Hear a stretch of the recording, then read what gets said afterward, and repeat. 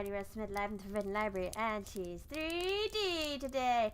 I nearly went with my 2D model, but then I was like, I haven't used 3D all week.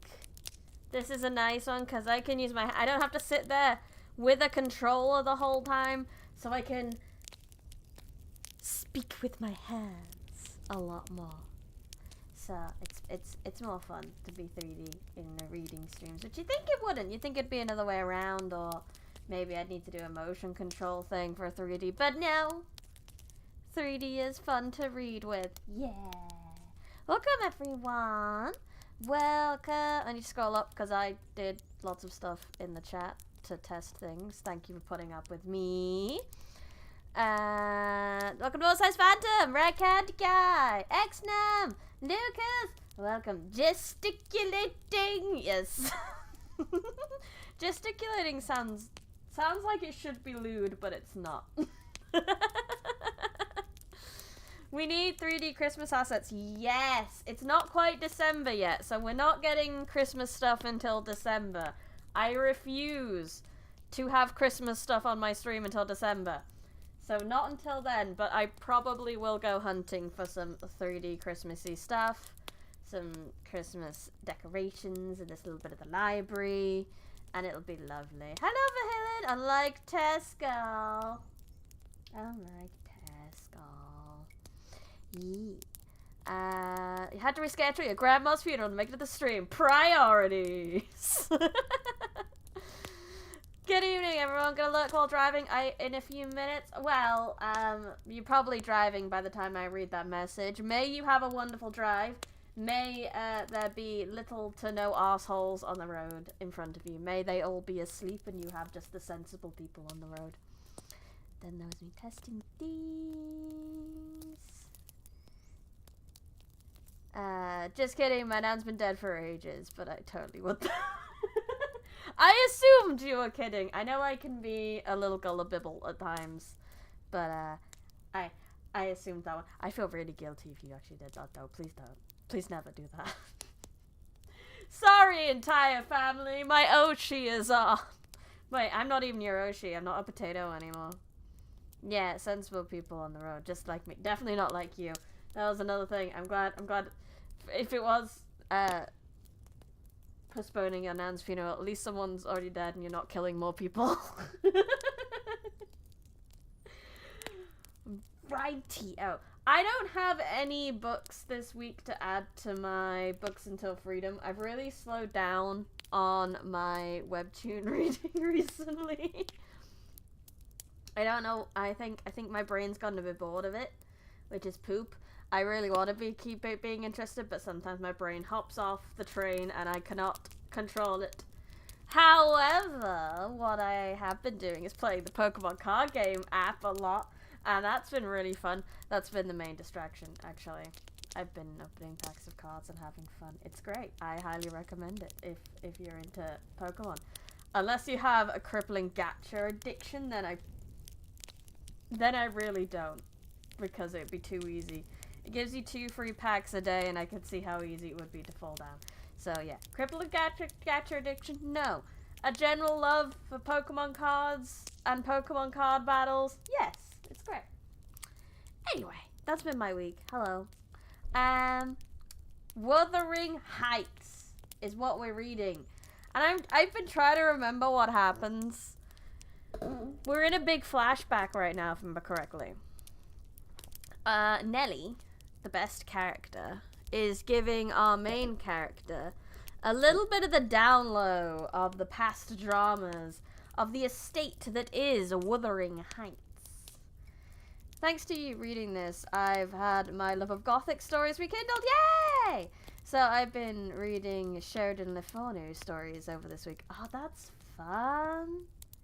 I'm glad I can inspire. That's what I want to do. That's why I'm here. Sorry, my mic. I'm just shuffling my mic on. I'm like, I want it close enough for you to hear me clearly, but not so close that I knock my headset against it, because I always do that. Because my spatial awareness is very low. Which is why I'm bad at shooters. Yay! Anyway, what has happened? Yeah, so we're getting the down low on the history of this, where a dude who owned the place picked up a little. I assume he's black. They just called him like gypsy and things like that, but he could be basically any ethnicity other than white and get this treatment. Picked up a boy on the streets of Liverpool, brought him home to just give him a better home and everything. But, you know, he ain't white. He ain't from Britain as far as anyone's concerned, and everyone hated him except for the daughter, Kathleen, and they were a troublesome duo, they were. It's been theorized that Heathcliff was either Romanian or Indian. That would make a lot of sense, because I feel like if he was actually black, I feel like there would be liberal use of the N-word in this, and we would not be able to read it. But gypsy implies probably Romanian, I think. You would be right. But he was brought back and treated like poopy. However, the man in charge, I'm really bad at names for the record, so I do apologize. But the man in charge loved him. Liverpool, Boris Ace became a mem. A memel. It doesn't even stay on. I love Scuff. Best Scuff. But thank you.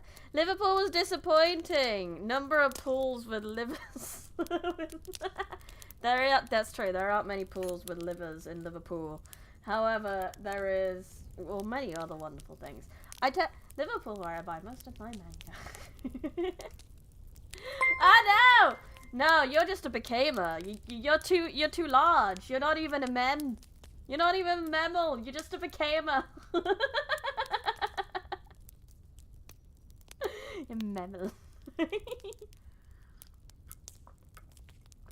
Oh, and there's a really good tea shop in Liverpool as well. Anyway. Then the actual son of this guy is jealous because he likes the boy picked up in Liverpool better, Heathcliff. And then he plays up on it. He gets sent to boarding school because he's being an arse. But then Daddy dies, and he comes back because he now inherits the estate. So now poor Heathcliff is basically one of the servants rather than one of the kids. During this time, after coming across the... I'm being face slammed a lot today. You became an M. Well done, native gamer. You're an M. Hi, I'm playing Skyrim as you're reading. Wonderful. Have a wonderful time in Skyrim. My brain was like, what's the world name? What's the world? No, the country's called Skyrim. Just say Skyrim. Just say Skyrim. She knows not of the law. Yes. So So he's basically made a servant, and his bestie, his partner in crime, was taken away from him as well because this other family was like, well, we'll make her lady. And then she comes back all ladylike, and he's like, oh my god, she probably won't want to be my friend anymore. And she's like, you idiot, I want to be your friend. And then there was shenanigans, and it was Christmas, and they snuck off together a little bit. But like that was about it. I think that was the one. Also drinking a fruit smoothie, very healthy. Good choice. Good choice. If I could stop crocheting right now. 1 second. Let me just finish a couple more stitches. This is really bad. I could probably read. My brain is like, you could read and crochet. You could crochet on stream and just read. I could stream and crochet easily. I could do that, but I can't read and stream and crochet. That's bad. Let me put that down. Okay, cool. Let's get reading. We're 17% of the way through on the 3rd stream. This is gonna take a while, like Pride and Prejudice did. But that's fine. Just means more content for you and me. More content for everyone. I wonder why that does keep popping over my face. Maybe it needs to be here. I don't know. Anyway. Thus interrupting herself. Yes, so they stopped a little bit, so we're back in the present now. Thus interrupting herself, the housekeeper rose and proceeded to lay aside her sewing, but I felt incapable of moving from the hearth, and I was very far from nodding. Sit still, Mrs. Dean. Nelly Dean. The one good character so far that we found. Posture check. Hydrate. I'm hydrating. I have tea. Hello, Tyler. Welcome. Posture.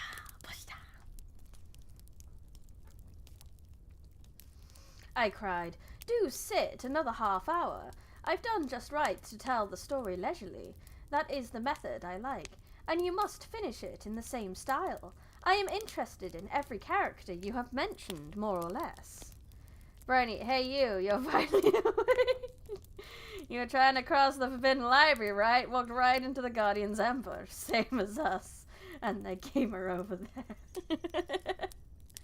Now you're trapped forever and have to read 3,000 books and know at least 3,000. I got 10,000 because I am Ulfric Briny Smith and I am a badass that needs to be stopped. No matter, the clock is on the stroke of 11, sir. Oh my, they're going to be staying up so late past bedtime. No matter, I'm not accustomed to going to bed in the long hours. 1 or 2 is early enough for a person who lies till 10. You should lie till 10? You shouldn't lie till 10. There's the very prime of the morning, gone long before that time. A person who has not done 1/2 his day's work by 10 o'clock runs a chance of leaving the other half undone. Oh my! Staying up past bedtime, I know, right? And then staying until 10? What? Nevertheless, Mrs. Dean, resume your chair, because tomorrow I intend lengthening the night till afternoon.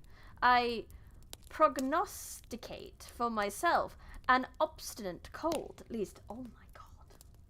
The big words. The big guns are out. The prognosticate is out.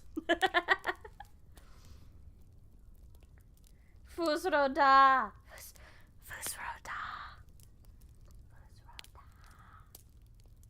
You have to be quiet in the library.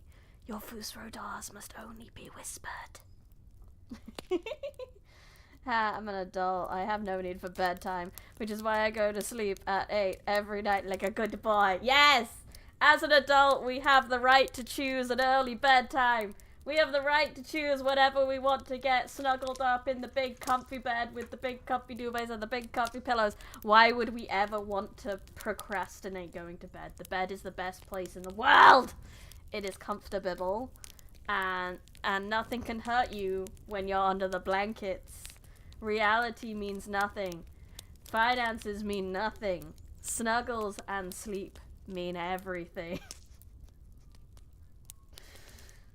This has been my TED Talk on why you should go to bed early.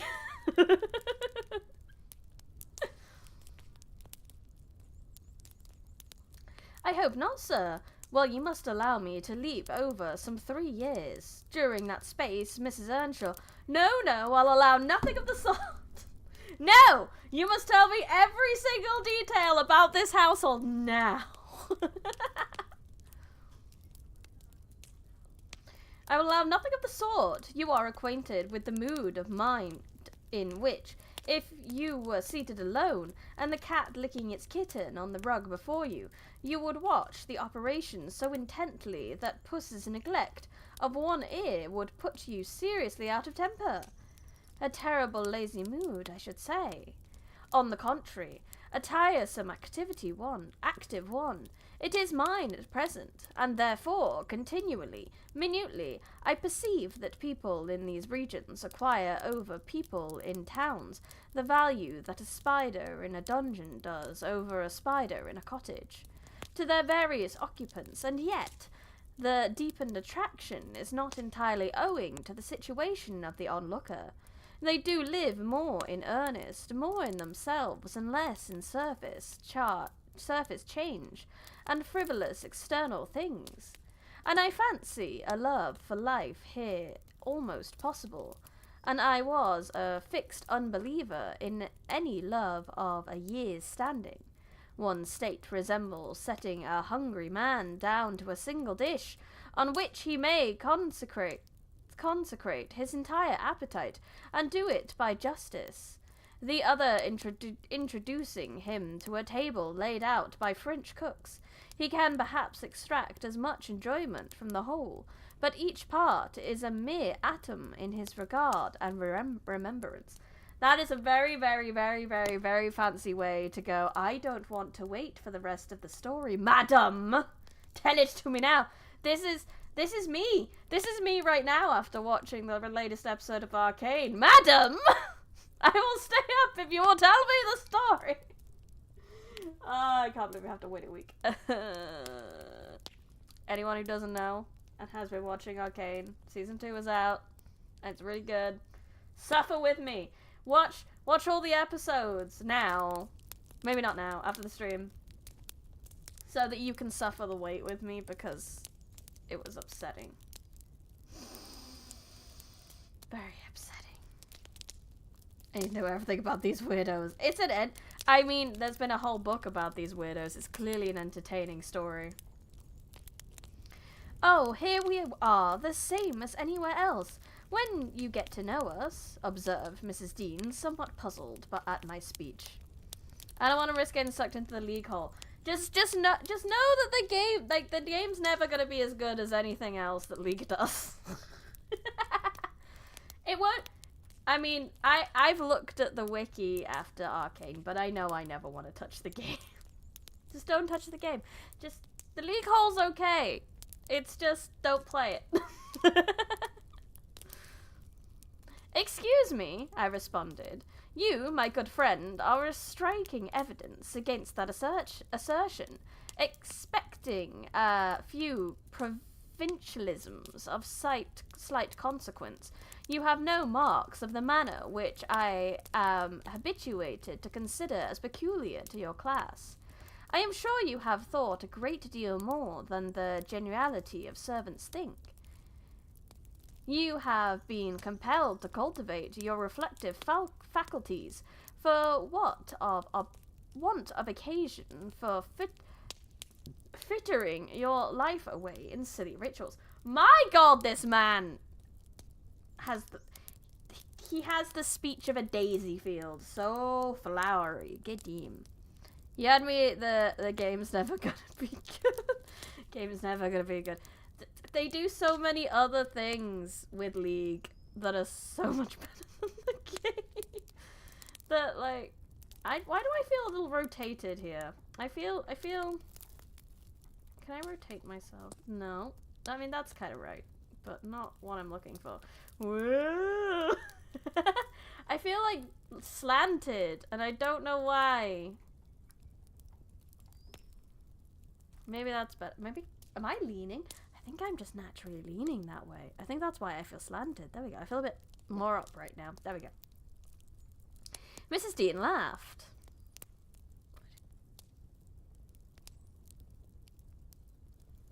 One second. I think maybe.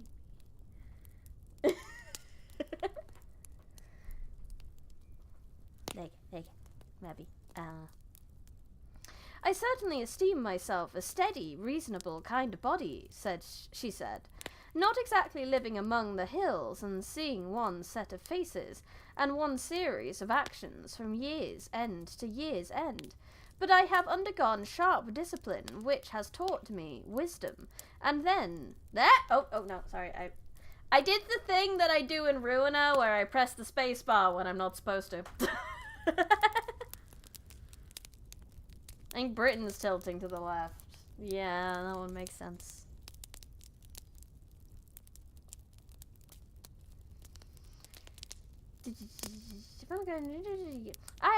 But I have undergone sharp discipline, which has taught me wisdom, and then I have read more than you would fancy, Mr. Lockwood. You could not open a book in this library I have not looked into, and not something out of also. unless it is that range of Greek and Latin and that of French, and those I know one from another. It is as much as you can expect of a poor man's daughter. However, if I am to follow my story in true gossip fashion, I had better go on, and instead of leaping 3 years, I will content to pass the next summer, the summer of 1778. That is nearly 23 years ago. We continue with the flashback. Don't stop, Madame, and I flashback. Look up, Kizuki, nice old pass. Too fast, sticky.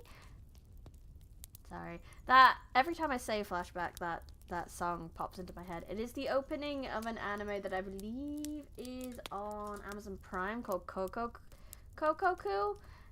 The anime was okay. It was kind of cool. But the opening was a fucking banger!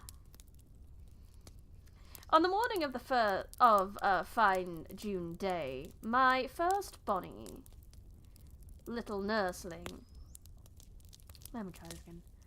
Considering the book, accident became a banger. I managed to move it out of my face, but it's still off camera.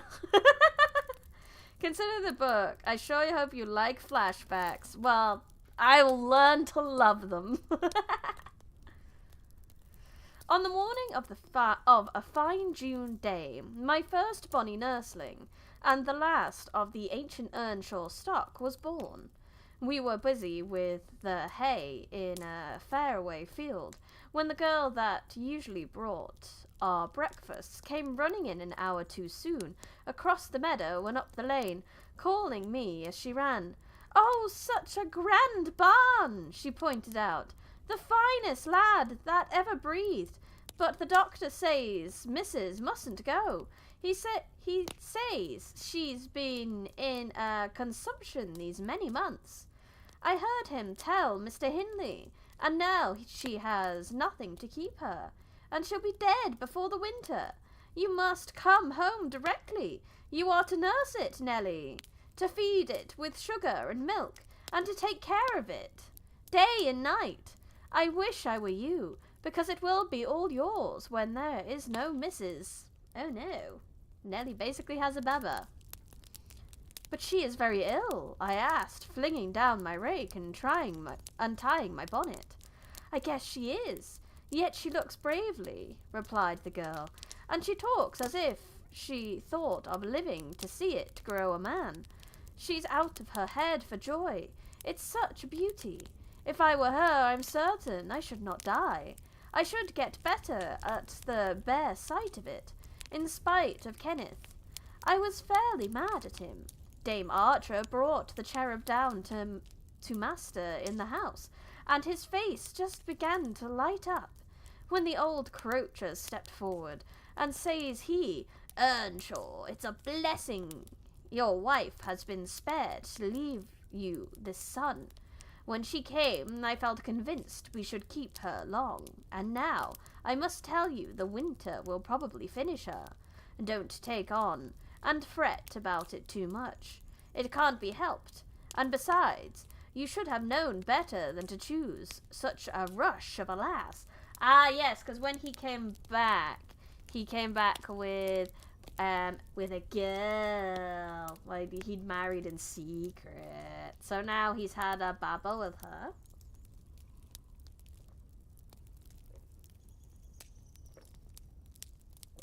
Oh, so this must be the son who dies, but marries the Mrs. Heathcliff in the present. I see. I think, maybe.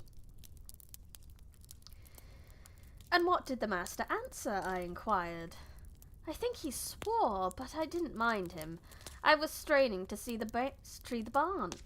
And she began again to describe it rapturously. I, as zealous as herself, hurried eagerly home to admire on my part. I thought I was very sad for Hindley's sake. He had room in his heart only for 2 idols, his wife and himself. He doted on both and adored one, and I couldn't convince how he would bear the loss. When we got to Wuthering Heights, there he stood at the front door, and, as I passed in, I asked, "How was the baby?" "Nearly ready to run about, Nell," he replied, putting on a cheerful smile. "And the mistress?" I ventured to inquire. "The doctor says she's—" "Damn the doctor!" he interrupted, reddening. "Frances is quite right. She'll be perfectly well by this time next week. Are you going upstairs? Will you tell her that I'll come if she promises not to talk? I left her because she would not hold her tongue, and she must tell her Mr. Kenneth says she must be quiet." I delivered this message to Mrs. Earnshaw. She seemed in flighty spirits and replied merrily, "I hardly spoke a word, Ellen, and there he has gone out twice, crying.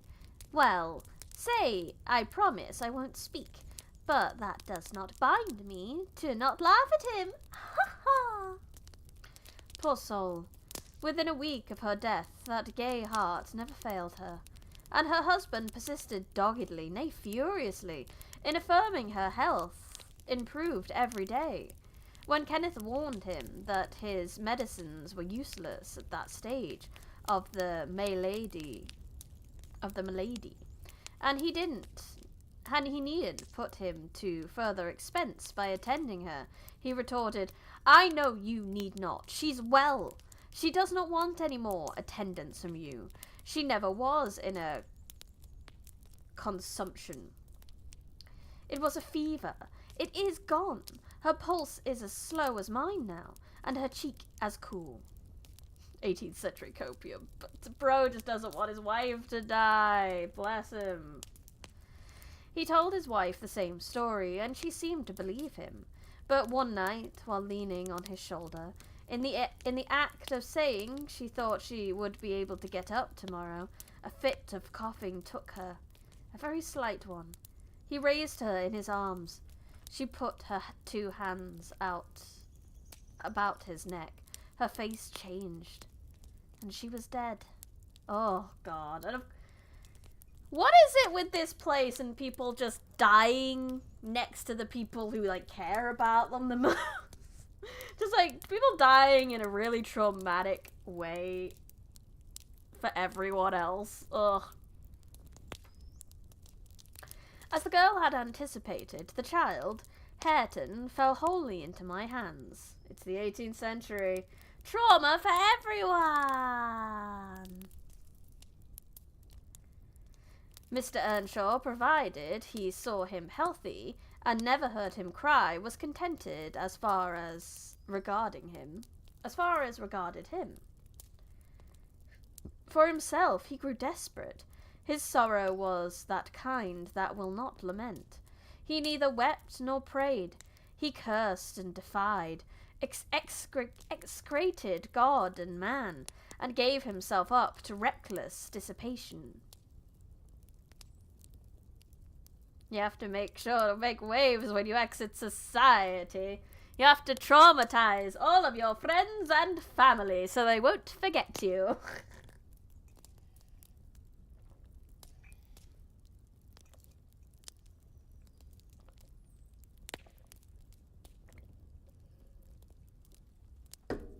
I just had a horrible thought while I was drinking my tea then. I was thinking, friends and family, so they won't forget you, is what I said. And then I thought about how in this time we have the internet. And a lot of people who die unexpectedly or are in copium, in denial that they may die, probably still have social medias out there. And then I just had that thought of how many social media accounts are out there that belong to ghosts. And that was a really cheerful thought. Back to the story. I love how Brownie's like, oh no, everyone's dying and traumatizing their loved ones. And Buttrick is like, yeah, except for Hairbox. Yes, exactly. That's, you won't, well, there might be a little bit of dying and traumatizing people in my books, but not half as much as this. As the girl had anticipated, the child Hareton fell wholly into my hands. Blah, blah, blah, blah, blah. The servants could not bear his tyrannical and evil conduct long. Joseph and I were the only two that would stay. I had not the heart to leave my charge, and besides, you know, I had been his foster sister, and excused his behaviour more readily than a stranger would.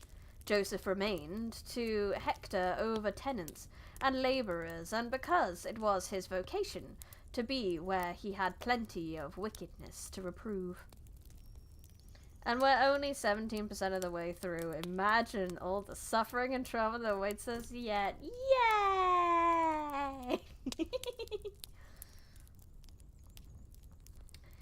The master's bad ways and bad companions formed a petty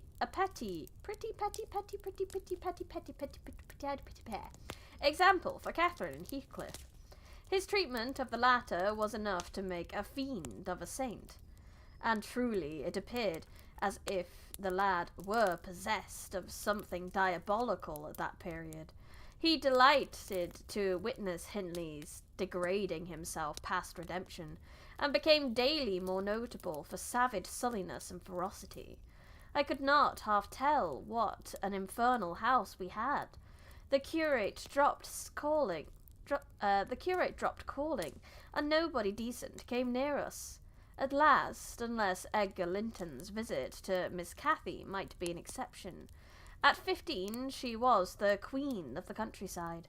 She had no peer, and she did not turn out a haughty, headstrong creature. I own I did not like her. After infancy was past, and I vexed her frequently by trying to bring down her arrogance. She never took an aversion to me, though. She had a wondrous consistency to old attachments.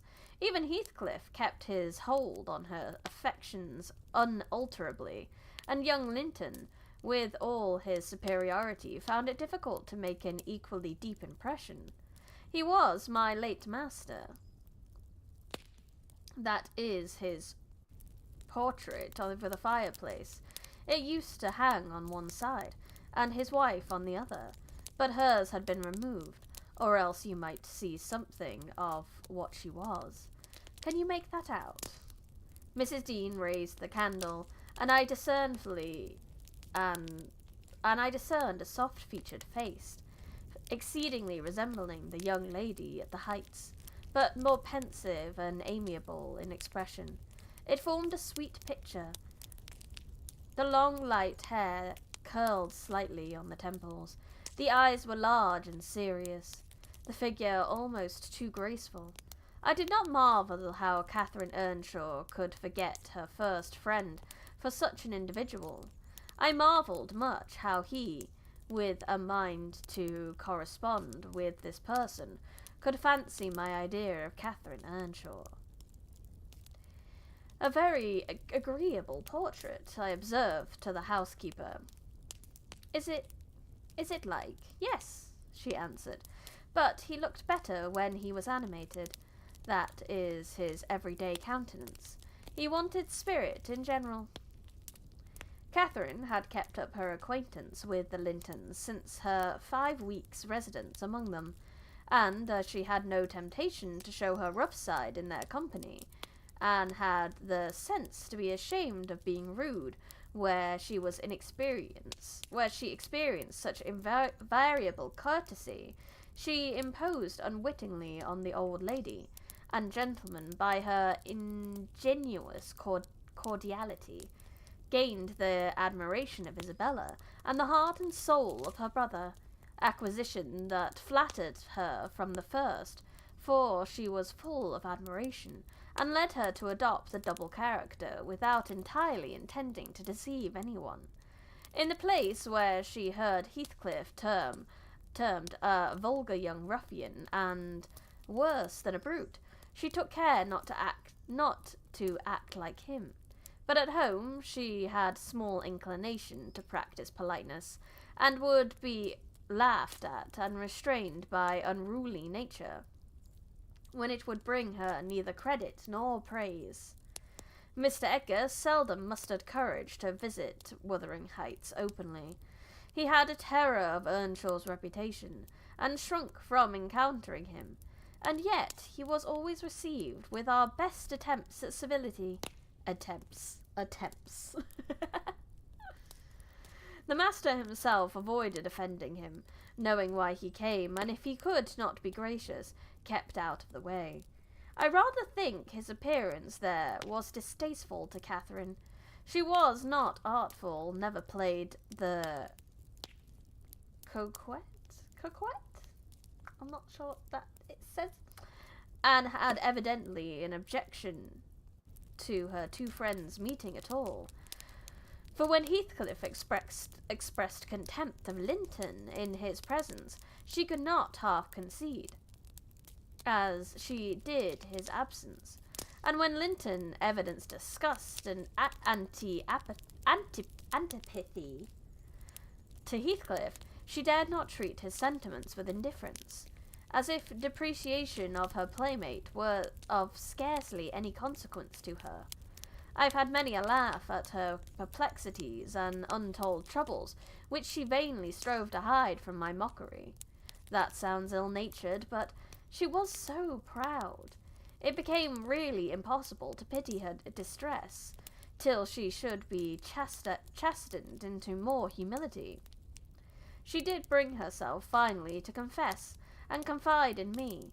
There was not a soul else that she might fashion into an adviser. Mr. Hindley had gone from the house one afternoon, and Heathcliff presumed to give himself a holiday on the strength of it. He had reached the age of 16 then, I think, and without having bad features or being deficient in intellect, he contrived to convey an impression of inward and outward repulsiveness that his present aspects retained no traces of. In the first place, he had by that time lost the benefit of his early education. Continual hard work began to soon conclude late, and extinguished any curiosity he once possessed in the pursuit of knowledge, and any hope of books or learning. His childhood sense of superiority instilled into him the favours of old Mr. Earnshaw was faded away. He struggled long to keep up an equality with Catherine in her studies, and yielded with poignant, though silent regret, but he yielded completely, and there was no prevailing on him to take a step in the way of moving upward. Then he found he must necessarily sink beneath his former level. Then personal appearance sympathized with mental deterioration. He acquired a slouching gait, an ignoble look. His naturally reserved disposition was exaggerated into an almost idiotic excess of unsociable moroseness. That was really fun to say. I recommend saying an almost idiotic excess of unsociable moroseness. And he took a grim pleasure, apparently, in exciting the aversions rather than the esteem of his few acquaintances. Catherine and he were constant companions still at his season of respite from labour, but he had ceased to express his fondness for her in words, and recoiled with angry suspicion from her girlish caress, as if conscious there would be no gratification in lavishing such remarks of affection on him. And the before-named occasion he came into the house to announce his intention of doing nothing, while I was assisting Miss Cathy to arrange her dress, she had not reckoned on his taking it into his head to be idle. In imagining she would have the whole place to herself, she managed by some means to inform Edgar of her brother's absence, and was then preparing to receive him. Tag yourself in the story. I'm an almost idiotic excess of unsociable moroseness. It is absolutely one of the best descriptions of being an unsociable asshole I've ever heard. Wah. Okay, Kathy, are you busy this afternoon? Asked Heathcliff. Are you going anywhere? No, it's raining, she asked. Why have you that silk frock on, then? He said. Nobody coming here, I hope. Not that I know of, stammered Miss. But you should be in the field now, Heathcliff. It's an hour past dinner time. I thought you were gone. Hindley does not often free us from his accursed presence, observed the boy. I will not work any more today. I'll stay with you. Oh, but Joseph will tell, she suggested. You better go. Cute librarian. Yeah, cuteness. Joseph is loading lime on the further side of Penistone Crags. It'll take him till dark, and he'll never know. So saying, he lounged to the fire and sat down. Catherine reflected an instant with knitted brows. She found it needful to soothe the way for an intrusion. Isabella and Edgar Linton talked of calling this afternoon, she said at the conclusion of a minute's silence. As it rains, I hardly expect them, but they may come, and if they do, you run the risk of being scolded for no good. Order Ellen to say you're engaged, Cathy, he persisted. Don't turn me out for those pitiful, silly friends of yours. I'm on the point something of complaining that they... But I'll not. That they what? Cried Catherine, gazing at him with a troubled countenance. Oh, Nelly, she added petulantly, jerking her head away from my hands. You've combed my hair quite out of curl. That's enough. Let me alone. What are you on the point of complaining about, Heathcliff? Nothing. Only look at the almanac on the wall. He pointed to a framed sheet hanging near the window, and continued. The crosses are for the evenings you have spent with the Lintons. The dots are for those you spent with me. Do you see? I've marked every day. Yes, very foolish, as if I took notice, replied Catherine in a peevish tone. And where is the sense of that? To show you that I do take notice, said Heathcliff. And should I always be sitting with you? She demanded, growing more irritated. What good do I get? What good do I get? What do you talk about? You might be dumb, or a baby, for anything you say to amuse me. Or for anything you do, either. You never told me before that I talked too little, or that you disliked my company, Cathy, exclaimed Heathcliff in much agitation. It's no company at all. When people know nothing, they say nothing, she muttered. Her companion rose up, but he hadn't time to express his feelings further, for a horse's feet were heard on the flags, and having knocked gently, a young Linton entered, his face brilliant with delight at the unexpected summons he had received. Doubtless Catherine marked the difference between her friends, as one came in and the other went out. The contrast resembled what you see in exchange a bleak, hilly coal country for a beautiful fertile valley. And his voice and greeting were as opposite as his aspect. He had a sweet, low manner of speaking, and pronounced his words as you do. That's less gruff than we talk here, and softer. I'm not come too soon, am I? Said he, casting a look at me. I had begun to wipe the plate, and tidy some drawers at the far end of the dresser. No, answered Catherine. What are you doing there, Nelly? My work, miss, I replied.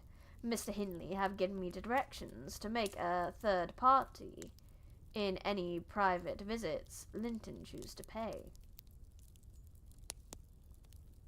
So she's been told to third wheel them. She stepped behind me and whispered closely, Take yourself and your dusters off. When company are in the house, servants don't commence scouring and cleaning in the room where they are. It's a good opportunity now that the master is away, I answered. He hates me to be fidgeting over these things in his presence. I am sure Mr. Edgar will excuse me. I hate you for fidgeting in my presence, exclaimed the young lady impetuously, not allowing her guest time to speak. She failed to recover her equanimity since the little dispute with Heathcliff. I'm sorry for it, Miss Catherine, was my response, and I proceeded, assiduously,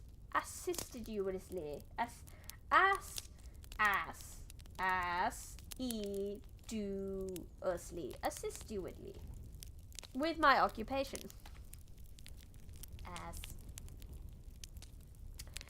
She supposed Edgar could not see her, snatched the cloth from my hand and pinched me, with a prolonged wrench, very spitefully on my arm. I've said I did not love her, and rather relished mortifying her vanity now and then. Besides, she hurt me extremely. So I started up from my knees and screamed out, "Oh, miss, that's a nasty trick! You have no right to nip me, and I'm not going to bear it! I didn't touch you, you lying creature!"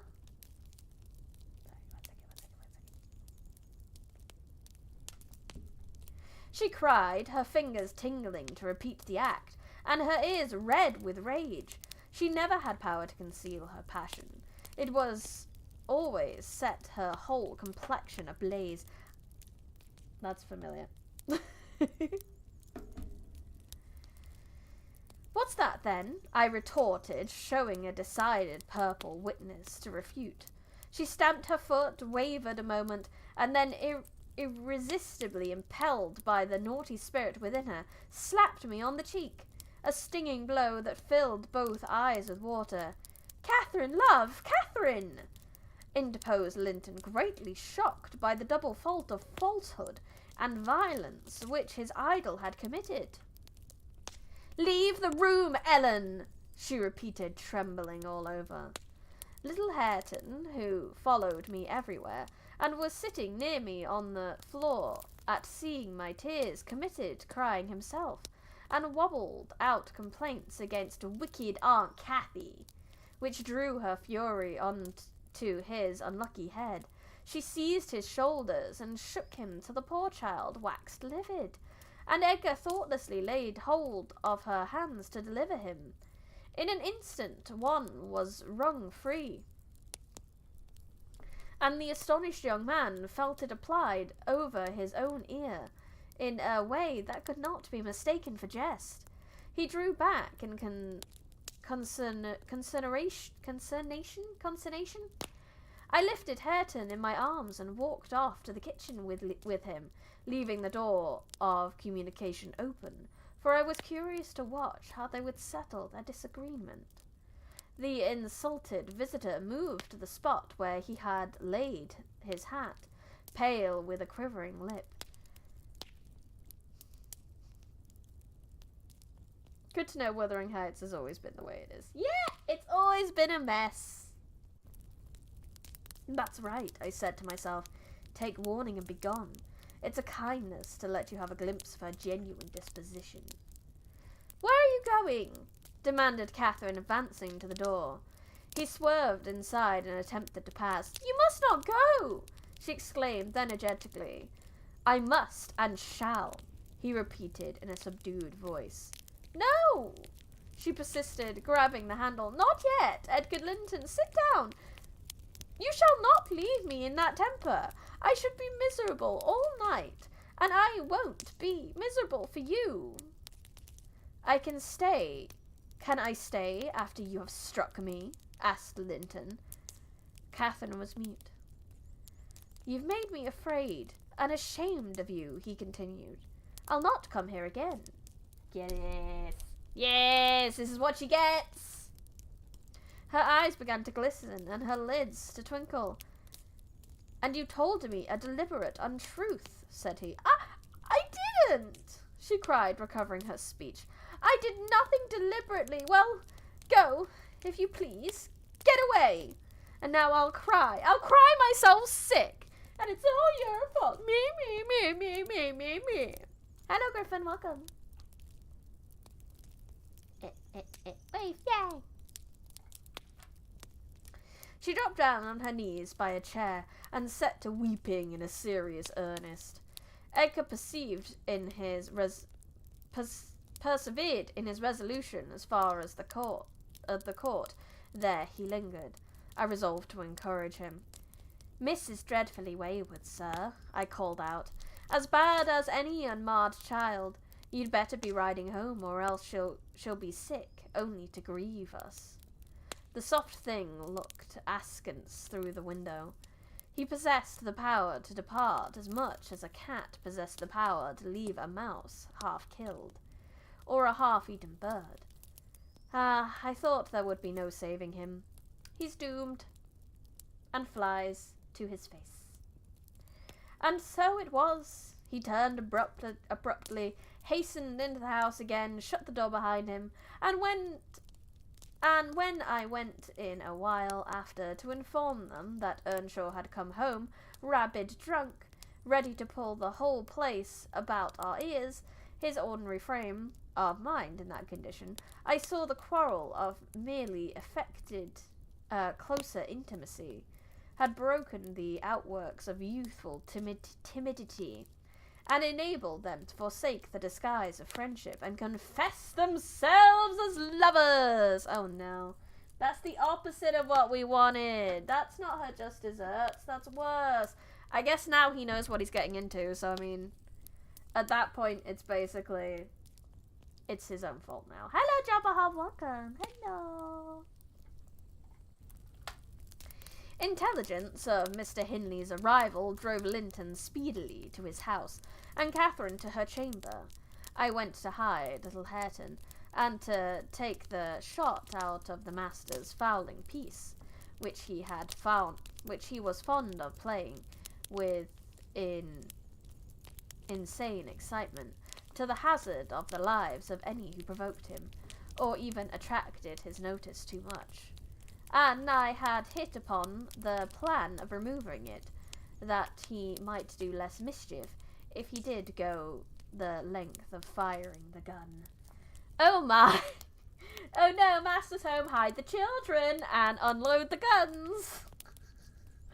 Toxic by Britney Spears. Oh my god, yes! They are so toxic. Everything about this is toxic so far. This entire book is toxic. Oh, everyone make sure you decontaminate after this book. It's very toxic. He entered, vocifying oaths dreadful to hear, and caught me in the act of stowing his son away in the kitchen cupboard. Hareton was impressed with a wholesome terror of encountering either his wild beast's fondness or his madman's rage. For in one he ran the chance of being squeezed and kissed to death, and in the other of being flung into the fire, or dashed against the wall. And the poor thing remained perfectly quiet, wherever I chose to put him. "There! I've found it at last!" cried Hindley, pulling me back by the skin of my neck like a dog. "By heaven and hell! You've sworn between to murder that child. I know how it is now, that he is always out of my way, but with help of Satan, I shall make you swallow the carving knife, Nelly. You needn't laugh, for I've just crammed Kenneth head down into the Black Horse Marsh, and two is the same one, and I shall kill some of you. I shall have no rest till I do." "But I don't like the carving knife, Mr. Hindley," I answered. "It has been cutting red herrings. I'd rather be shot, if you please." What is that? What was that conversation? Nelly, I'm going to murder people. I've already murdered one, okay? You're next. We're going to use the carving knife. Can we not use the carving knife, sir? Can we please not? How many times has this happened that she's like, "Sir, please, not the carving knife. Shall we go for the gun? The gun is better." What is the world? You'd rather be damned, he said, and so you shall. No law in England can hinder a man from keeping his house decent. And mine's abominable. Yes, it is. But murder's not the answer. Maybe it is, though. Just a little bit of murder. Not Nelly, though. Nelly's a little, but Nelly's really good by the standards of everything else. That has the energy if it's gonna create a mess. Guess who'll have to clean it up? Not him. Kinda does. He held the knife in his hand and pushed its point between my teeth. Between my teeth. But for my part, I was never much afraid of his vagaries. I spat out and affirmed it tasted detestably. I would not take it on any account. Oh, he said, releasing me. I see that hideous little villain is not Hareton. I beg your pardon now. If it be, he deserves flaying alive for not running to welcome me, for screaming as if I were a goblin. Unnatural cub, come hither! I'll teach thee to impose on a good-hearted, deluded father. At least he admits it. Now, don't you think the lad would be handsomer cropped? It makes a dog fiercer, and I love something fierce. Get me the... Oh, God. Oh, God. This seems like a hostile work environment. Just a tad. Just a tad bit hostile. Just a man running around with a knife wanting to fix his son. Yeah, bye. Get me a scissors, something fierce and trim. Besides its infernal affection, devilish conceit it is to cherish our ears. We're assessing enough without them. Hush, child, hush. Well then, it is, my darling, whilst dry thine eyes. There's a joy. Kiss me. What? It won't. Kiss me, Hareton. Damn thee, kiss me. By God, as I would rear such a monster, as sure as I'm living, I'll break the brat's neck. Poor Hareton was squalling and kicking in his father's arms with all his might, and redoubled his yells when he carried him upstairs and lifted him over the banister. I cried out that he would frighten the child into fits, and ran to rescue him. As I reached them, Hindley leant forward on the rails and listened to a noise below, almost forgetting what he had in his hands. "Who is that?" he asked, hearing someone approach the stairs foot. I also leaned forward for the purpose of signing to Heathcliff, whose step I recognised, not to come further, and at the instant when my eyes quitted Hareton, he gave a sudden spring, delivered himself from the careless grasp that held him, and fell. Threatening to flay your own son sounds like a Tuesday in Wuthering Heights. Oh, it's terrible. Why won't my son kiss me after I spent 10 minutes writing about how much I want to kill him? Surely this is the child's fault. It is the children who are wrong. Correct. There was scarcely time to experience a thrill of horror before we saw that the little wretch was safe. Heathcliff arrived underneath just at the critical moment. By a natural impulse, he arrested his descent, and, setting him on his feet, looked up to discover the author of the accident. A miser who had parted with a luck lottery ticket for 5 shillings, and finds next day he has lost the bargain £5,000, could not slow the blanker countenance that he did on beholding the figure of Mr. Earnshaw above. It expressed plainer than words could do the intense anguish at having made himself the instrument of thwarting his own revenge. Had it been dark, I dare say he would have tried to remedy the mistake by smashing Hareton's skull on the steps. But we witnessed his salvation, and I was presently below with my precious charge pressed into my heart. Hindley descended more leisurely, sobered and abashed. "It is your fault, Ellen," he said. "You should have kept him out of sight. You should have taken him from me. Is he injured anywhere?" "Injured?" I cried angrily. "If he is not killed, he'll be an idiot. Oh, I wonder his mother does not rise from her grave to see how you use him. You're worse than a heathen, treating your own flesh and blood in that manner." He attempted to touch the child, who, on finding himself with me, sobbed off his terror directly.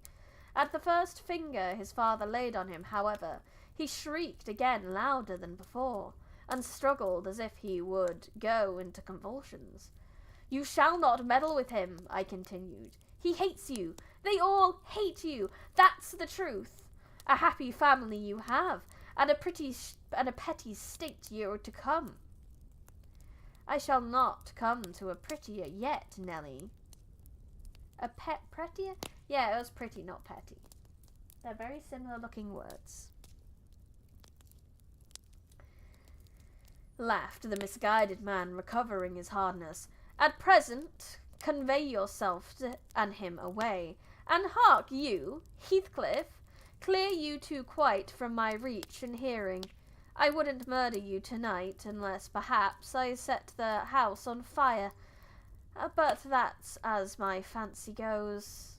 Oh god. He's so unpredictable. He literally, like, 1 second he's all murder, 1 second he's like, you know what? I'll let him go. Next second, murder. Terrifying. Run!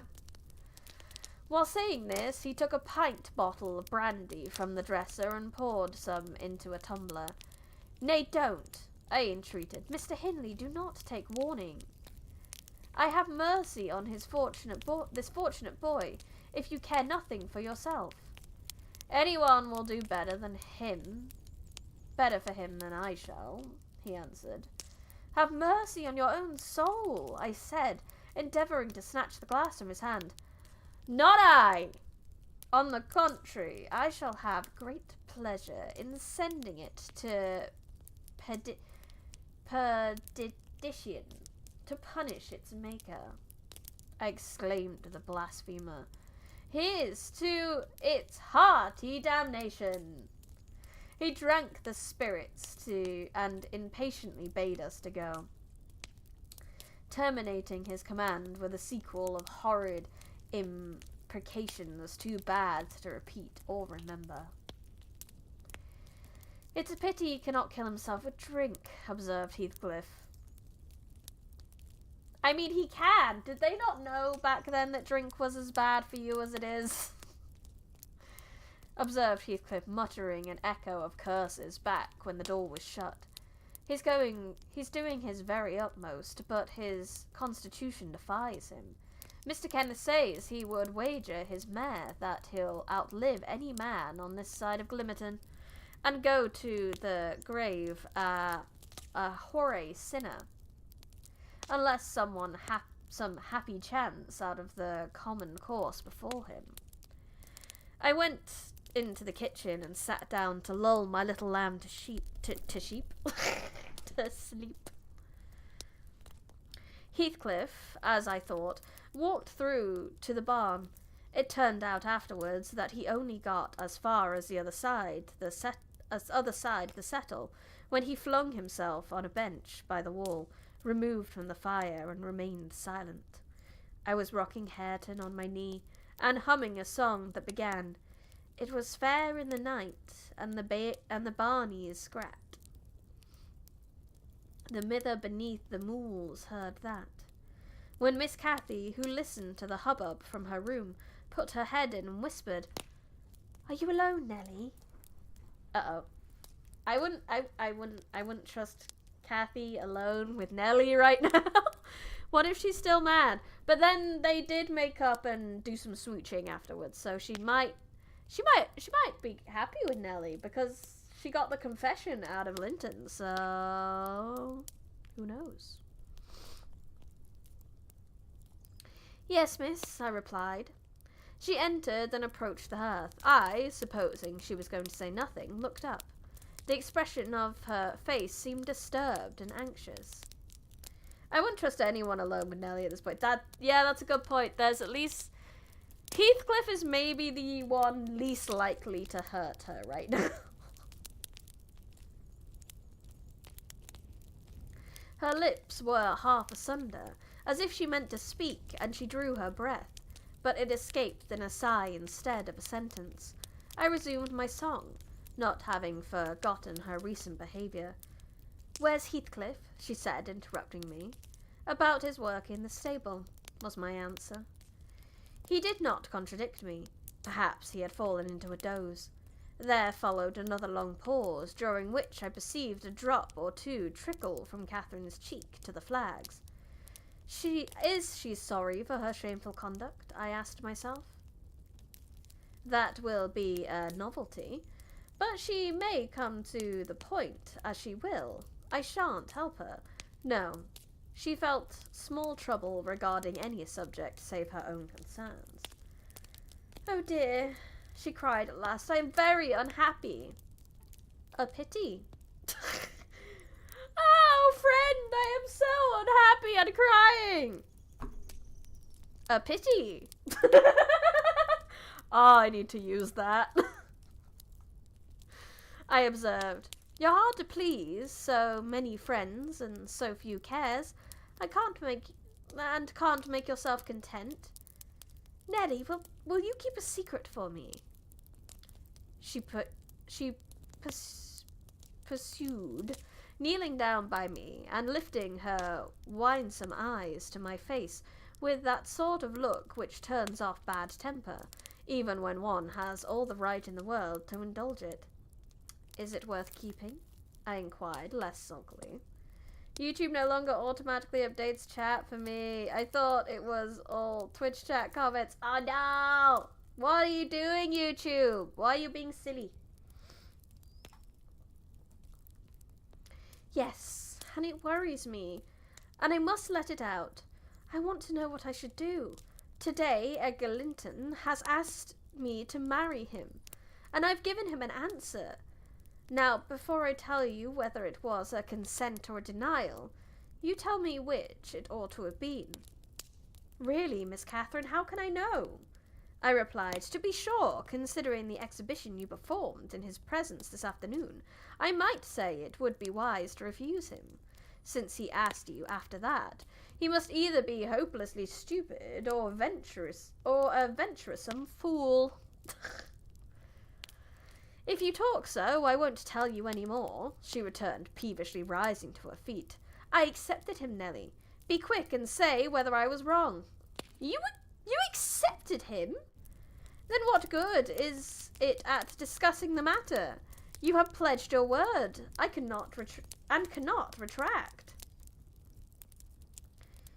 But say whether I should have done so. Do!" she exclaimed in an irritated tone, chafing her hands together and frowning. "There are many things to be considered before that question can be answered properly," I said sententiously.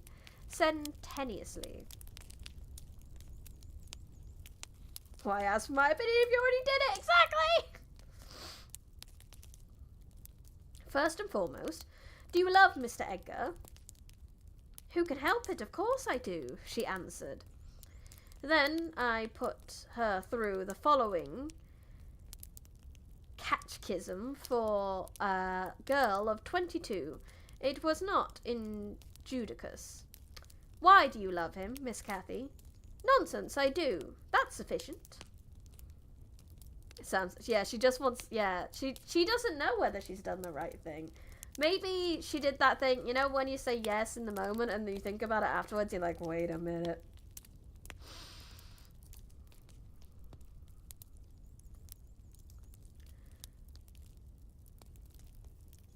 "By no means." "You must say why." "Well, because he is handsome and pleasant to be with." "Bad," was my commentary. "And because he is young and cheerful." "Bad still." "And because he loves me." "Indifferent, coming there."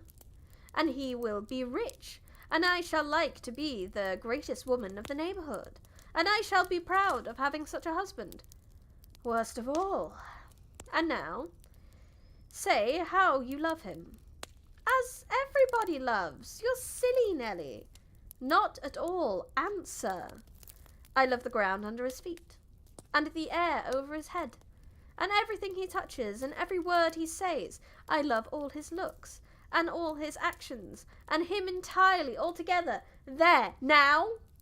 And why?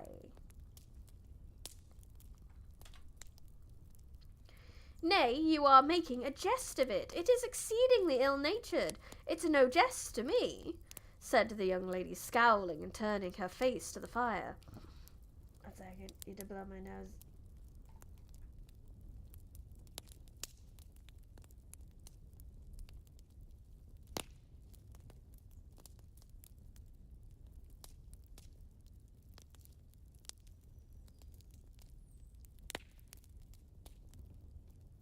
Oh, back.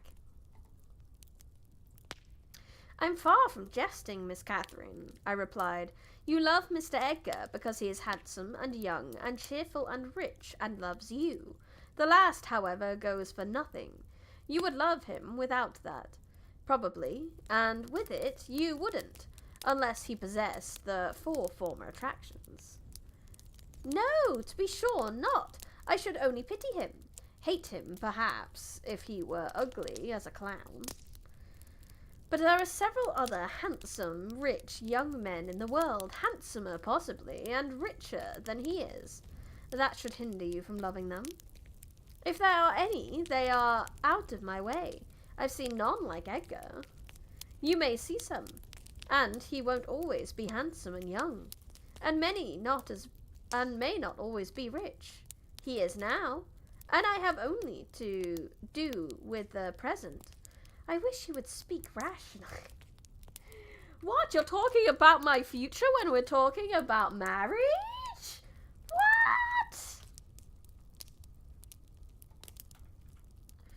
Well, that settles it. If you have only to do with the present, marry Mr. Linton. I don't want your permission for that. I shall marry him, and yet you have not told me whether I'm right. Perfectly right. If people be right to marry only for the present. And now let us hear what you are unhappy about. Your brother will be pleased. The old lady and gentleman will not object. I think you will escape from a disorderly, comfortless home into a wealthy, respectable one. And you love Edgar, and Edgar loves you. All seems smooth and easy. Where is the obstacle? Here and here, replied Catherine, striking one hand on her forehead and the other on her breast. In which place the soul lives? In my soul and in my heart. I'm convinced I'm wrong. Oh, sweetie. This is the romance Frozen done. This is the Frozen romance done earlier. This has the energy of who cares? This car has an APR of 27%. A Dodger Charger. I know nothing of cars. I assume this is a good metaphor.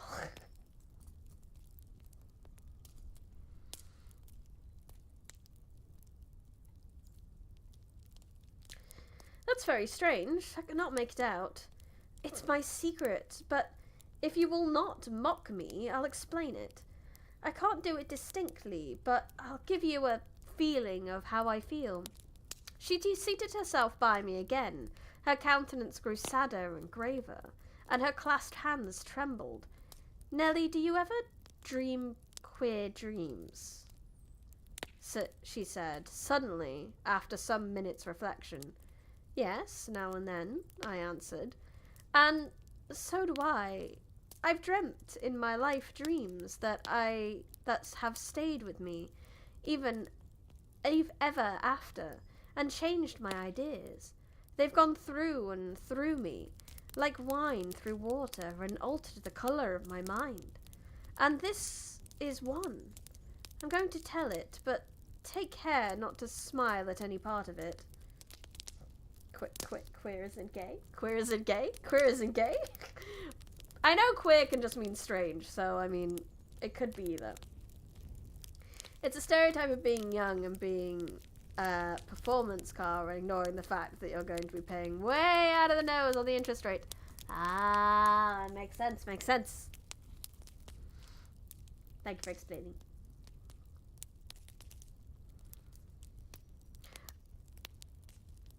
Oh, don't, Miss Catherine, I cried. We're dismissal enough without conjuring up ghosts and visions to perplex us. Come, come, be merry, and like yourself. Look at little Hareton. He's dreaming nothing dreary. How sweetly he smiles in his sleep.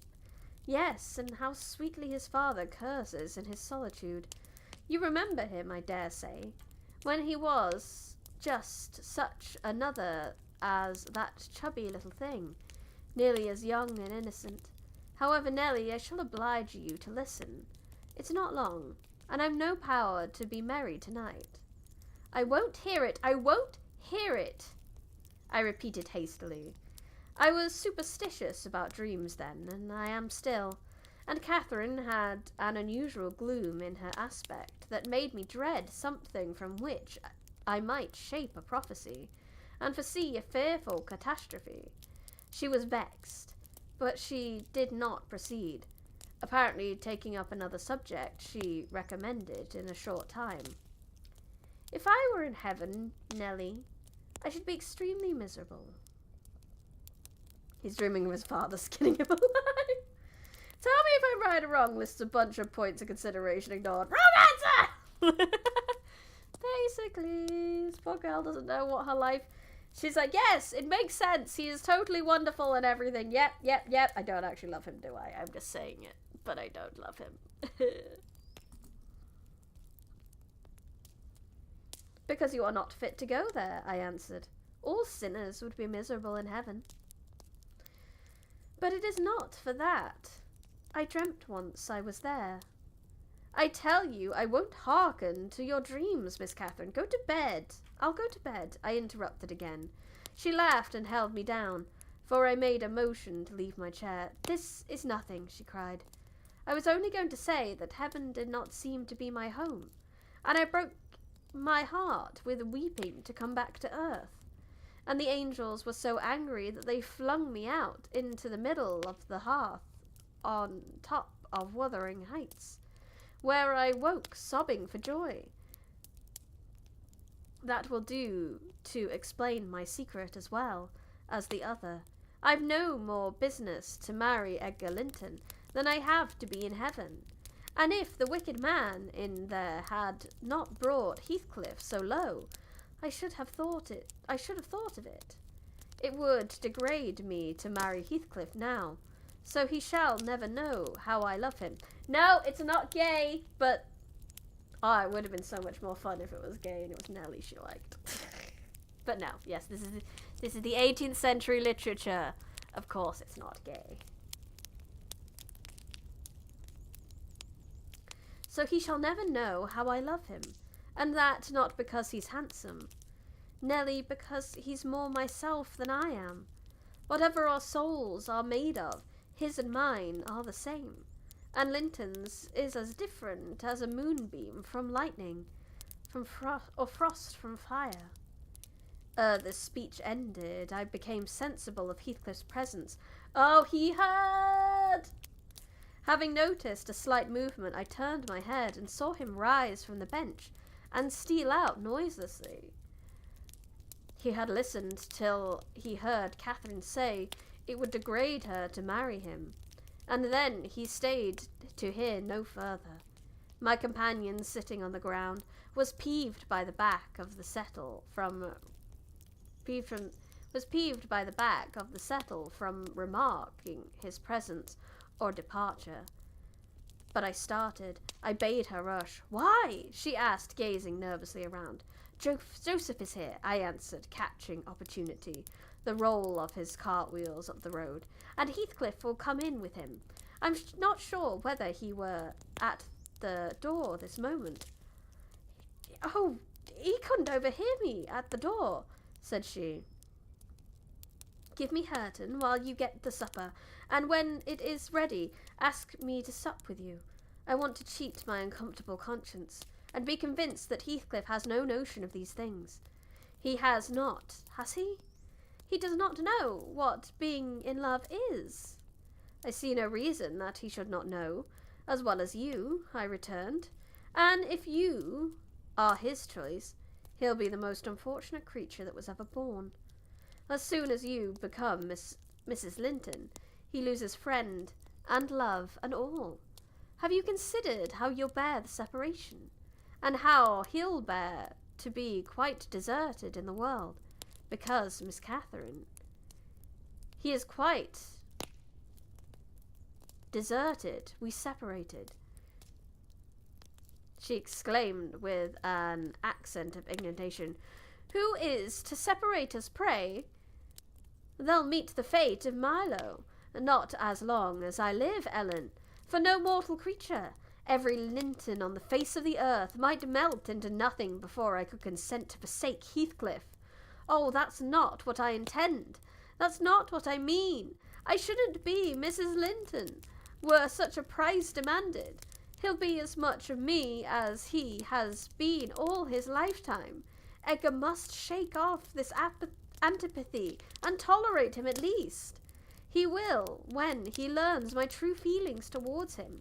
Nelly, I see now you think of me a selfish wretch, but did it never strike you that if Heathcliff and I married, we should be beggars? Whereas if I marry Linton, I can aid Heathcliff to rise and place him out of my brother's power. With your husband's money, Miss Catherine? I asked. You'll find him not so pliable as you calculate upon, and, though I'm hardly a judge, I think that's the worst motive you've given me yet for being the wife of young Linton. It is not, retorted she. It is the best. The others were the satisfaction of my whims, and for Edgar's sake too, to satisfy him. This is for the sake of one who comprehends in his person my feelings to Edgar and myself. I cannot express it, but surely you and everybody have a notion that there is, or should be, an existence of yours beyond you. That were the use of my creations, if I were entirely contained here. My great miseries in this world have been Heathcliff's miseries, and I watched and felt each time from the beginning.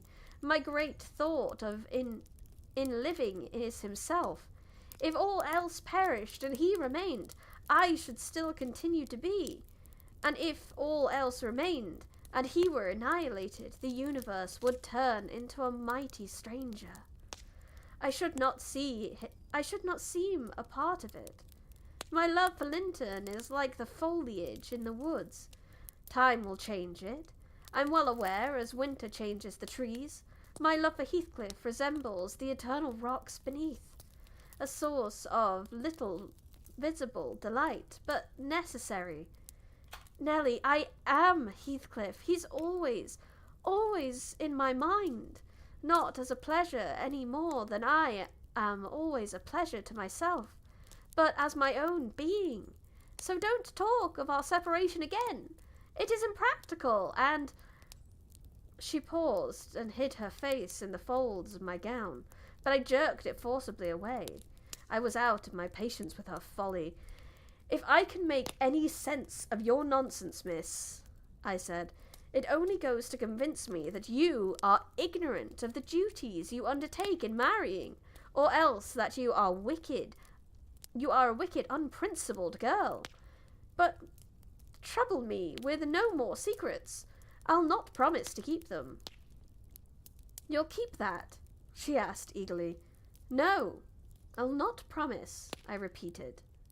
She was about to insist when the entrance of Joseph finished our conversation, and Catherine removed her seat to a corner and nursed Hareton, while I made the supper.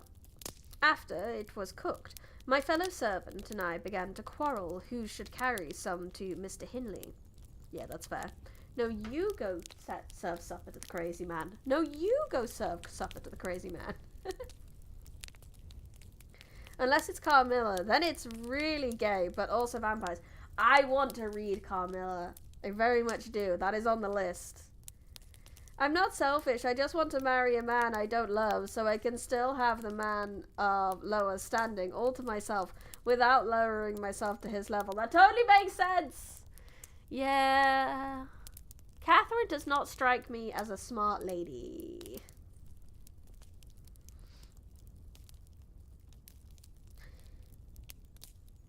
And we didn't settle it till it was nearly cold.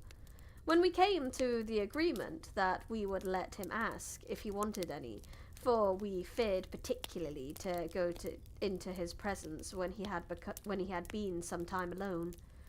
And how isn't that nowt come from? Oh God, Joseph, your accent toxic from Britney Spears intensifies. You're toxic, I'm slipping on deck. And how is it that newant come from the fields be this time? What is he about? Idle get? Idle get? Demanded the old man, looking round for Heathcliff. I'll call him, I replied. He's in the barn, I've no doubt. I went and called, but got no answer.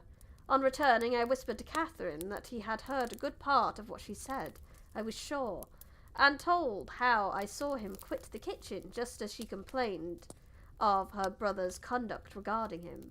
She jumped up in a fine fright, flung Hareton onto the settle, and ran to seek for her friend herself, not taking leisure to consider why she was so flurried, or how her talk would have affected him.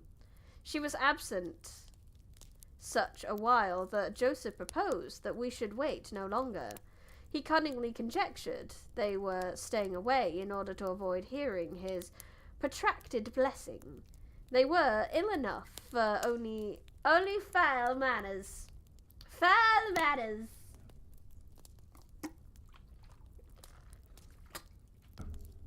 He affirmed, and on their behalf he added, that night, a special prayer to the usual quarter of an hour's supplication, oh my God, before the meat, and would have tackled another to the end of the grace, had not his young mistress broken in upon him with a hurried command that he must run down the road, and wherever Heathcliff had rambled, find him and make him re-enter directly.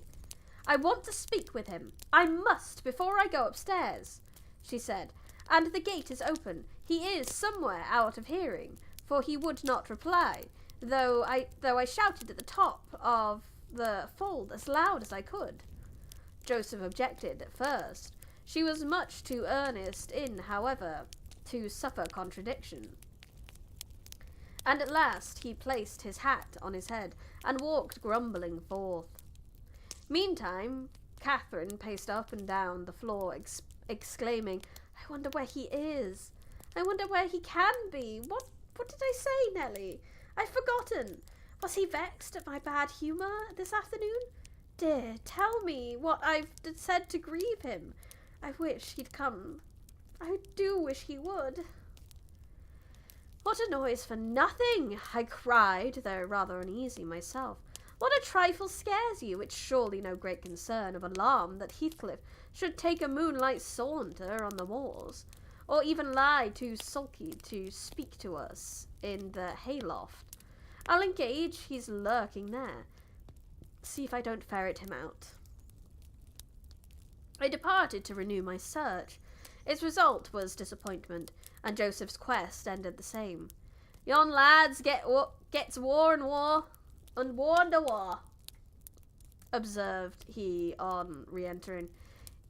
He's left them gate and at the full swing, and Mrs. Pony has trodden down 2 rings, gone and plotted. I totally understand this.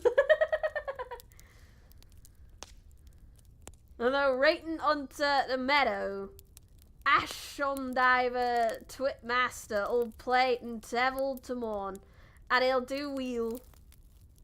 His patience is settling with such carelessness. Athol Crater's patience is selling his. But he'll be so salus, yeah. I feel like I'm speaking a different language. See on it. You months driving him out of his head for now. He talks like the old dude, not Fuzz. Which one? He do talk like that. Oh my god, no, I just realized who you're talking about. Yes, you do. Sea mines! Sea mines. Have you found Heathcliff, you ass? Interrupted Catherine. Have you been looking for him as I ordered? Assen, more like those for the horse, he replied. It used to be more sense, but I can look for another horse. No man of need light like this as back as chimley on the Heathcliff's and on chap to come at my whistle. Happen he'll be less of hearing with it. It was a very dark evening for summer. The clouds appeared inclined to thunder, and I said we had better all sit down. The approaching rain would be certain to bring him home, without further trouble. However, Catherine would not be persuaded into tranquillity.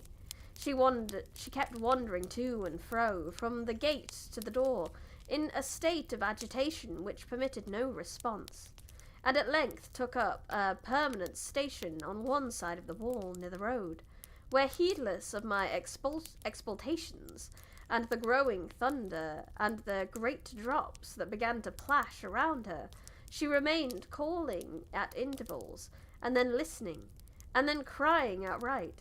She beat Hareton or any child at a good passionate fit of crying. About midnight, while we were still sat up, the storm came rattling over the heights in full fury. There was a violent wind as well as thunder, and either one or the other split a tree off the corner of the building. A huge burr fell across the roof and knocked down a portion of the east chimney stack, sending a clatter of stones and soot into the kitchen fire. We thought a bolt had fallen in the middle of us, and Joseph swung on his knees, beseeching the Lord to remember the patriarchs Noah and Lot, and as in former times spare the righteous, though he smote the ungodly. I felt some sentiment that it must be a judgment on us also. The Jonah, in my mind, was Mr. Earnshaw, and I shook the handle of his den, that I might ascertain if he were yet living. He replied audibly enough, in a fashion which made my companion vociferate more clamorously than before, that a wide distinction might be drawn between saints like himself and sinners like his master. But the uproar passed away in 20 minutes, leaving us all unharmed, excepting Cathy, who got thoroughly drenched for her obscenity in refusing to take shelter, and standing bonnetless and shawlless to catch as much water as she could with her hair and clothes. She came in and lay down on the settle all soaked as she was, turning her face to back and putting her hands before it. "Well, miss," I exclaimed, touching her shoulder.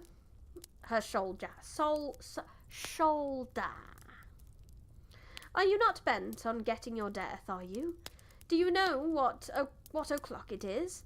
12:30. Come to bed. There's no use waiting any longer on that foolish boy. He'll be gone to Glimmerton, and he'll stay there now. He guesses we should wait for him till this late hour.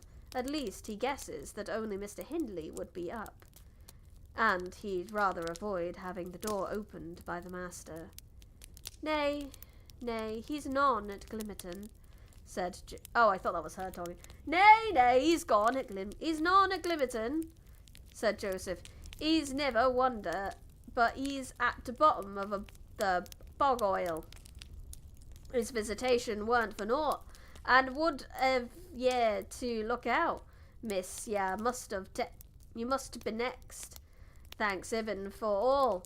Thanks all once together for goodin to get as is chosen and picked out for the rubbish.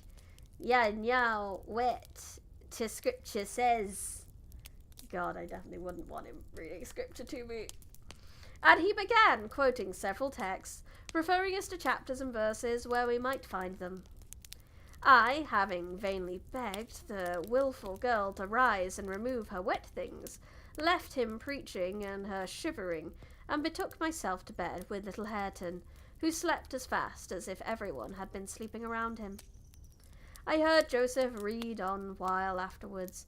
Then I distinguished his slow step on the ladder, and then I dropped asleep. Coming down somewhat later than usual, I saw by the sunbeams piercing the chinks of the shutters Miss Catherine still seated near the fireplace. The house door was ajar too. Light entered from its unclosed windows. Hindley had come out, and stood on the kitchen hearth, haggard and drowsy. "What ails you, Cathy?" he was saying when I entered. "You look as dismissal as a drowned whelp. Why are you so damp and pale, child?" "I've been wet," she answered reluctantly, "and I'm cold. That's all." "Oh, she is naughty," I cried, perceiving the master to be tolerably sober. "She got stepped in the shower of yesterday evening, and there she has sat the night through, and I couldn't prevail on her to stir." Mr. Earnshaw stared at us in surprise. "The night through?" he repeated. "What kept her up? Not fear of thunder, surely? That was over hours since." Neither of us wished to mention Heathcliff's absence, as long as we could conceal it, so I replied that I did not know how she took it into her head to sit up, and she said nothing. The morning was fresh and cool. I threw back the lattice, and presently the room filled with the sweet scents from the garden. But Catherine called peevishly to me, "Ellen, shut the window. I'm starving." "Of course you are, bitch. Of course you are." And her teeth chattered as she shrank closer to the almost extinguished embers. "She's ill," said Hindley, taking her wrist. "I suppose that's the reason she would not go to bed. Damn it, I don't want to be troubled with more sickness here. What took you into the rain?" "Running after the lads as usual," croaked Joseph, who doesn't know when to shut up. Croaked Joseph, catching an opportunity from our hesitation to thrust in his evil tongue. Oh my god, that's so much better than what I said. Next time someone else tells a secret, stop thrusting your evil tongue. If I were ya, mister, I'd just slam to boards into faces on all of 'em, gentle and simple. Never a day till you're off, but can't catch your lintons coming to sneaking hither. And Miss Nelly shoeing a fine lass. Shoe sits watching for you in the kitchen, and as while you're at one door, he's out the other. And then, where grand lady goes a-courting of her side, it's body behaviour, lurking among the fields after 12 a night, with that foul, flaysome devil of a gypsy at Heathcliff. They think I'm blind, but I'm none. Nowt of the sort. I seed young Linton both coming and going, and I see ya, directing the discuss at me, you good for nowt slatteny witch. Nip up and bolt into the house to minute you heard Mr. Horse clatter up the road. Silence, eavesdropper! Cried Catherine. None of your insolence before me. Edgar Linton came yesterday by chance. Hindley, it was I who told him to be off, because I knew you would not like to have met him as you were. You lie, Cathy, no doubt, answered her brother. And you are a confounded simpleton. But never mind, Linton at present. Tell me, were you not with Heathcliff last night? Speak truth now. You need not be afraid of harming him. Though I hate him as much as ever, he did me a good turn in a short time since. that will make my conscience tender of breaking his neck. To prevent it, I shall send him about his business this very morning, and after he's gone, I'll advise you all to look sharp. I shall only have the more humour for you." "I never saw Heathcliff last night," answered Catherine, beginning to sob bitterly. "And if you do turn him out of doors, I'll go with him. But perhaps you'll never have an opportunity. Perhaps he's gone." Here she burst into uncontrollable grief, and the remainder of her words were inarticulate. "Isn't Wuthering Heights a game? Is the game a book adaptation? Is there a game for Wuthering Heights? I don't know. But this is an 18th century book, so this definitely came out first, but let me check. I highly doubt that it's based off this. Wuthering Heights game. Give me a quick Google. Oh, you mean Wuthering Waves? That's definitely not based off this, that is for sure. Nah, the 18th century dude is based off the 2020 anime game. Yes, I was very confused for a minute that you meant that there was a Wuthering Heights game. No, definitely not.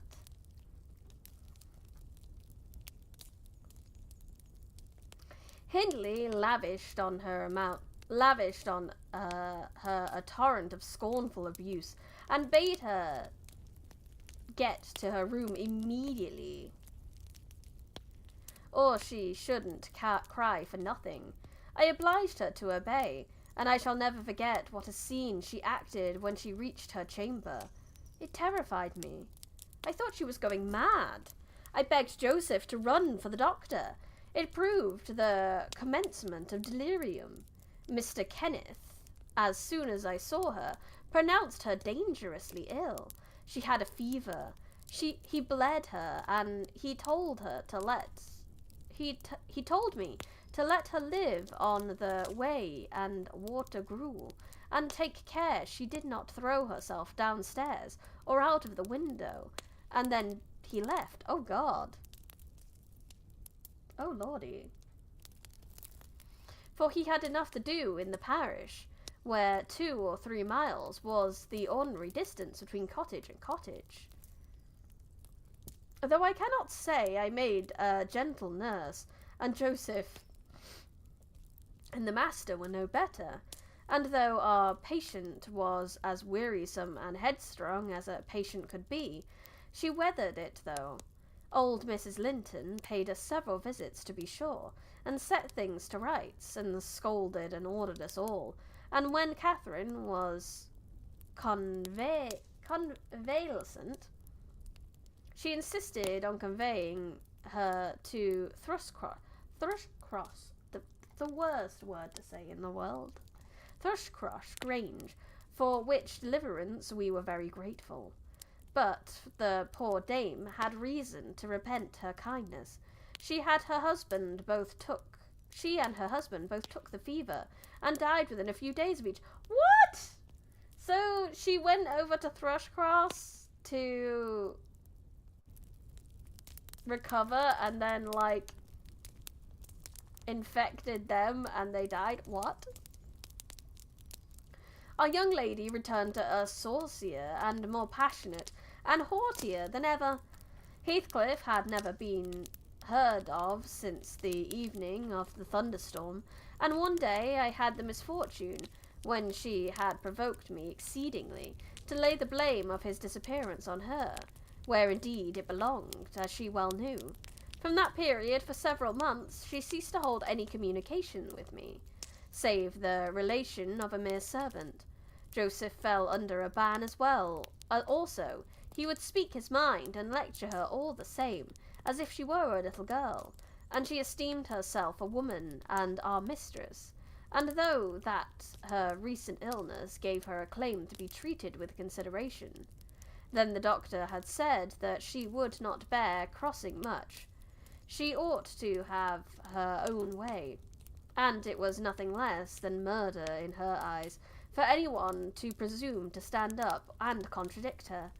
From Mr. Earnshaw and his companions she kept aloof, and tutored by Kenneth, and serious threats of fit that often attended her rages.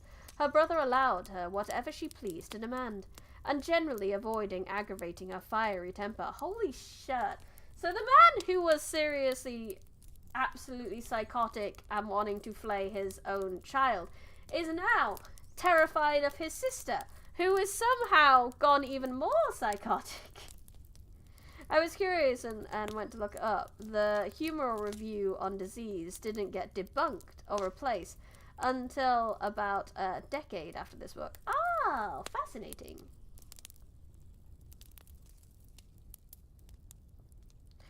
He was rather too indulgent in humouring her caprices, not from affection, but from pride. He wished earnestly to see her bringing honour to the family by an alliance with the Lintons, and as long as she let him alone, she might trample on us like slaves, for aught he cared. Edgar Linton, as multitudes have been before, and will be after him, was infatuated, and believed himself the happiest man on the day he left her to Glimmerton Chapel. He led her to Glimmerton Chapel 3 years subsequent on to his father's death. Much against my inclination, I was persuaded to leave Wuthering Heights and accompany her here. Little Hareton was nearly 5 years old, and I had just begun to teach him his letters. We made a sad parting, but Catherine's tears were more powerful than ours.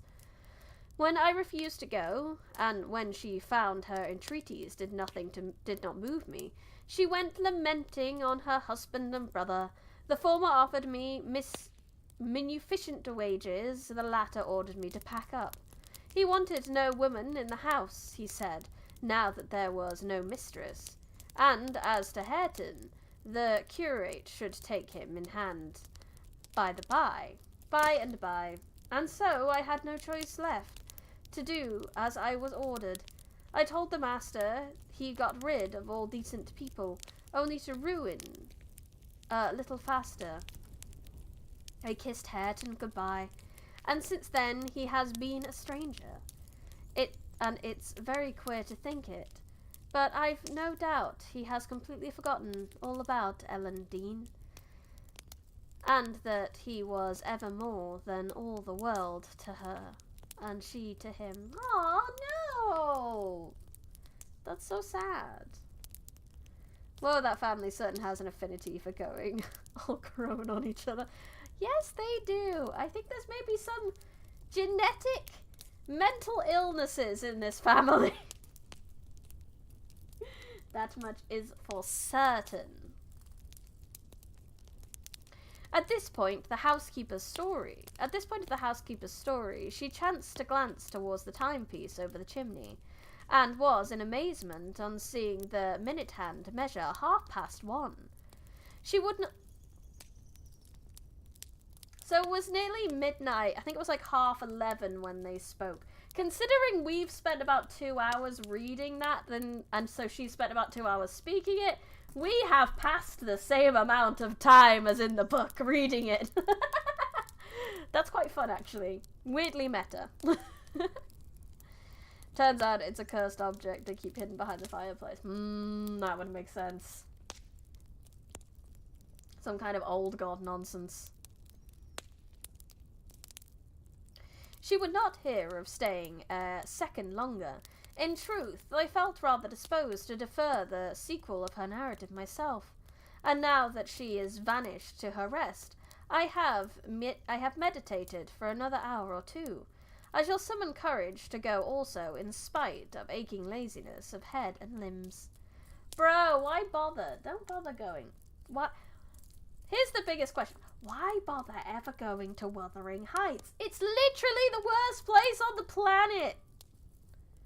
He's got a nice little place at Thrushcross. Why not he just, stay there? Stay there forever. We only have like 6 minutes left of the stream. Let me check how far. There's a dot there. We can read up until there in a few minutes. That's fine. I just wanted to make sure we're at a good stopping point, so when I, like, you know, pick it up next week, I will be able to pick it up and know where I'm at. A charming introduction to a hermit's life. 4 weeks torture, tossing, and sickness. Oh, these bleak winds and bitter northern skies, and impassable roads and dilatory country surgeons. And oh, this death of human physiognomy. And worse than all, the terrible imitation of Kenneth that I need not expect to be out of doors till spring. Mr. Heathcliff had honoured me with a call. About 7 days ago, he sent me a brace of grouse the last season. Scoundrel, he is not altogether guiltless in the illness of mine, and that I had a great mind to tell him. But alas, how could I offend a man who was charitable enough to sit at my bedside a good hour and talk on some other subject than pills and draughts and blisters and leeches? This is quite an easy interval. I am too weak to read, and yet I feel as if I could enjoy something interesting. Why not have Mrs. Dean finish her tale? I can recollect its chief incidents as far as she has gone.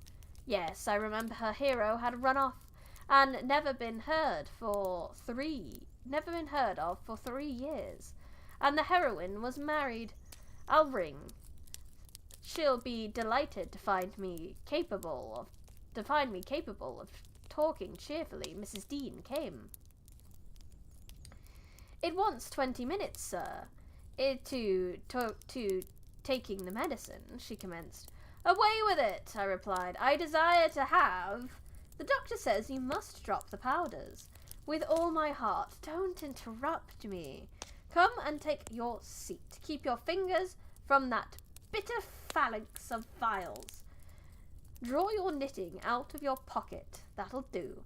Now continue the history of Mr. Heathcliff from where you left off to the present day.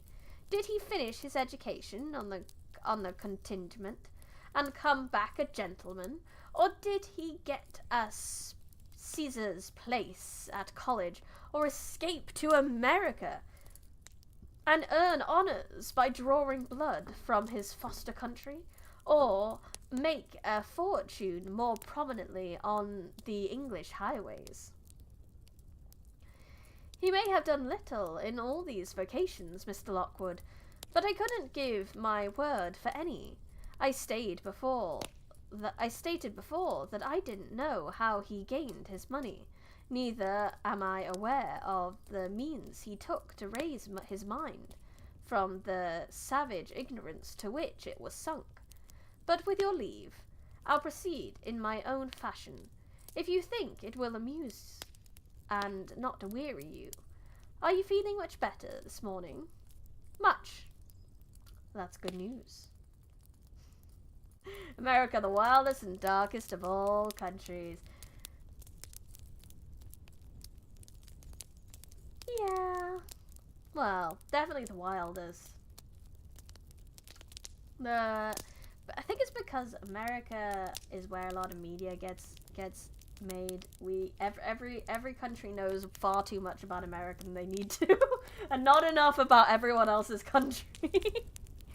We should be learning about other people's countries, not just America. But that's neither here nor there. It's all Texas's fault. I don't know.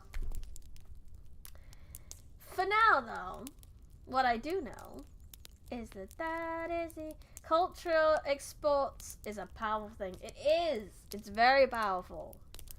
And you know what else is powerful? Ending the stream. No, that's not powerful. It's a little sad, to be honest. This is really good. This book is fun. I'm curious how it goes on. You said there's a lot of flashbacks. So obviously we're going to get a lot of flashbacks. But we've gotten to a point now where we can't get told much more from Nelly. because Nelly was kind of taken away at this point. But we do get to at least learn a lot more, find about some maybe like Kathy's demise and see how that happened.